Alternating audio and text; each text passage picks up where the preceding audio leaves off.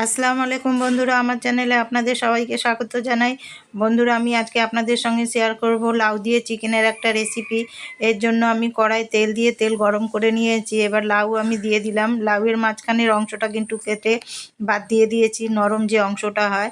এবার এই লাউয়ের মধ্যে দিয়ে দিচ্ছি অল্প একটুখানি হলুদ, দিয়ে লাল লাল করে ভেজে নেব। লবণ দিলে হবে না, কারণ লাউ থেকে জল ছাড়বে। লাউ ভাজা হয়ে গেছে। এবার ওই কড়াতে আর একটু তেল দিয়ে আমি তেল গরম করে গরম মশলা, গোটা গরম মশলা ফোড়ন দিয়ে দিচ্ছি।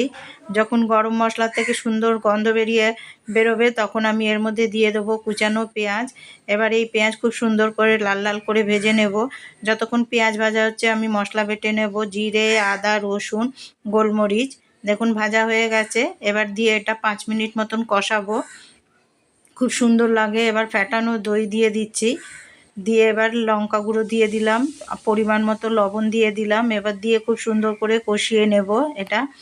দেখুন কষানো হয়ে গেছে, তেল ছেড়ে দিয়েছে। এবার ম্যারিনেট করা চিকেন রয়েছে, নুন, হলুদ আর লঙ্কা গুঁড়ো দিয়ে আমি 1 ঘন্টা ম্যারিনেট করে রেখেছিলাম। এবার এটা দিয়ে আরও 5 মিনিট মতন কষাবো। দেখুন কষানো হয়ে গেছে, সাইড থেকে কিরম তেল ছেড়েছে। এবার যে ভাজা লাউ ছিল আমি সেটা দিয়ে আর একটু কষিয়ে নেব। এটা ভাত, রুটি, তরকারি, পরোটা যার সাথে ইচ্ছা খাওয়া যায়। এবার সেদ্ধ হওয়ার জন্য পরিমাণ মতো জল দিয়ে দেব। দেখুন কালার দেখুন একবার কীরকম কালার এসছে।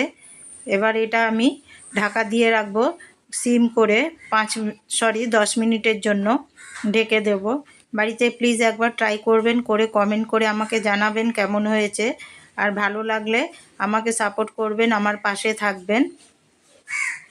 দেখুন 10 মিনিট হয়ে গেছে, কত সুন্দর কালার এসছে। এবার এখান থেকে দিয়ে দিচ্ছি একটা গরম মশলার প্যাকেট।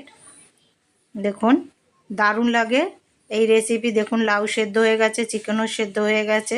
বন্ধুরা, আমার রেসিপি ভালো লাগলে আমাকে সাপোর্ট করবেন, পাশে থাকবেন। দেখা হচ্ছে পরের ভিডিওতে। আল্লাহ হাফিজ।